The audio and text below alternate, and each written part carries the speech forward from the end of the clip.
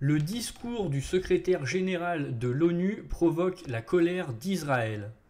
Alors que le nombre de victimes palestiniennes atteint son pic depuis le début des attaques le 7 octobre selon le Hamas, plusieurs ministres des Affaires étrangères se sont réunis à l'ONU le mardi 24 octobre.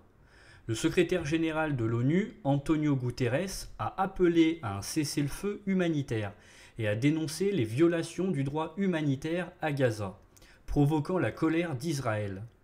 Réuni mardi, le Conseil de sécurité a demandé la libération des otages détenus par le Hamas et l'accès à l'aide humanitaire pour les civils palestiniens.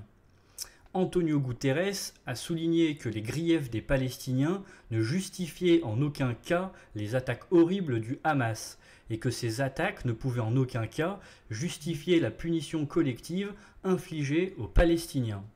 Cependant, les représentants d'Israël n'ont retenu que la deuxième partie du discours du chef de l'ONU. En signe de protestation, le ministre des Affaires étrangères israélien a annulé sa réunion privée avec lui, et l'ambassadeur israélien Gilad Erdan a réclamé sa démission, ce qui est certainement une première dans l'histoire des Nations Unies. « Je pense que le secrétaire général doit démissionner », a-t-il dit. On lui a demandé de s'excuser. Comment le secrétaire général peut-il justifier de quelque manière que ce soit les terribles atrocités commises contre des civils innocents ?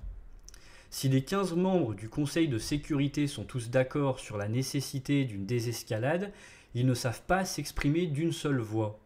Les 22 pays du groupe arabe ont plaidé pour un retour à une solution politique.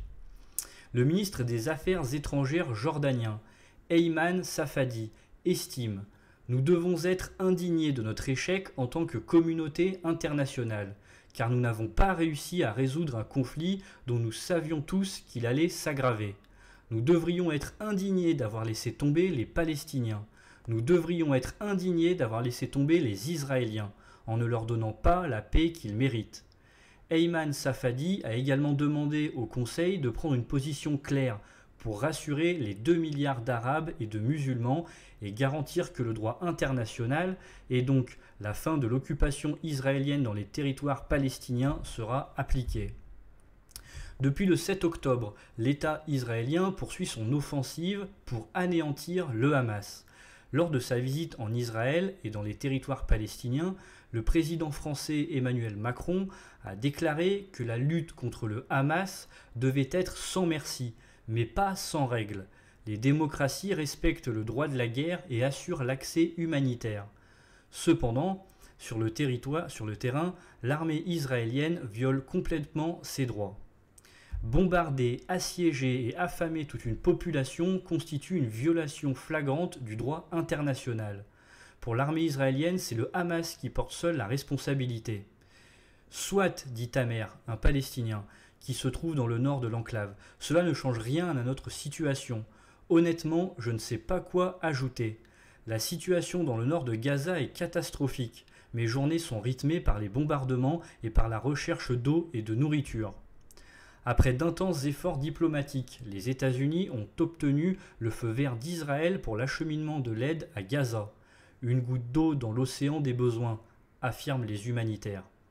Coupé du monde dans le nord de l'enclave, Tamer et sa famille se débrouillent seuls, pour tout. Nous creusons à main nue pour sortir les gens des décombres.